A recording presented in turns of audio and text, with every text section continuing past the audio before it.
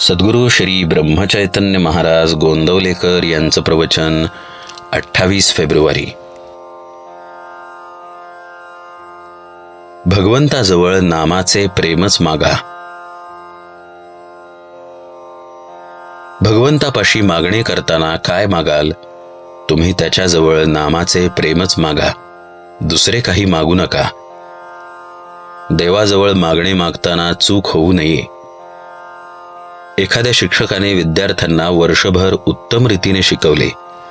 परीक्षेच्या वेळी परीक्षक कोणते प्रश्न विचारण्याचा संभव आहे हे सांगून त्यांची उत्तरेही सांगून ठेवली. पण परीक्षक परीक्षा घ्यायला आला असता प्रश्नांची उत्तरे विद्यार्थ्यांनीच द्यायची असतात. तिथे शिक्षक हजर असला आणि विद्यार्थी उत्तर चुकीचे देतो आहे हे जरी त्याला दिसले तरी तिथे त्याला काही बोलता येत नाही. तशी माझी स्थिती आहे. म्हणून मागणे मागण्याचे काम तुम्हालाच करायचे आहे. तेव्हा त्यावेळी चुकीने काही भलतेच मागू नका, एवढ्याच करिता हा इशारा आहे.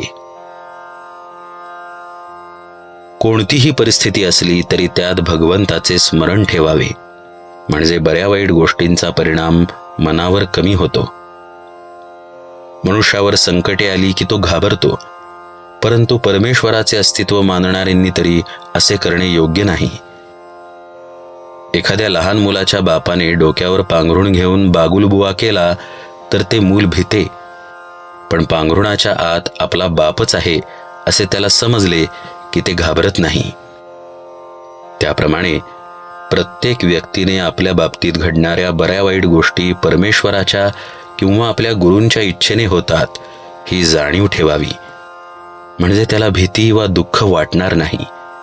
तसेच चांगल्या गोष्टी घडल्या तरी त्याबाबत आनंदातिरेकही होणार नाही.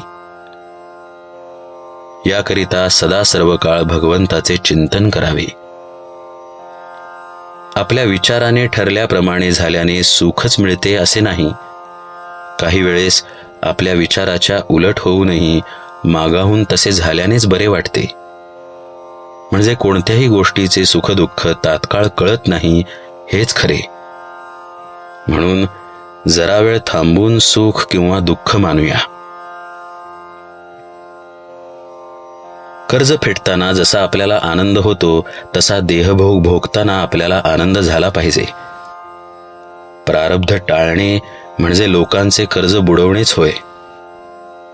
आपला म्हणजे मीपणाचा नाश आणि प्रारब्धाचा नाश बरोबर होतो.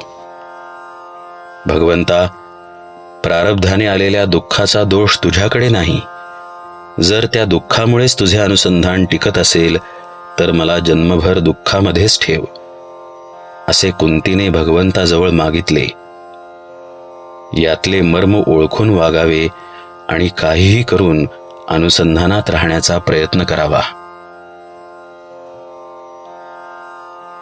भगवंताला अशी प्रार्थना करावी की देवा, प्रारब्धाने आलेले भोग येऊ देत, पण तुझे अनुसंधान मात्र चुकू देऊ नकोस.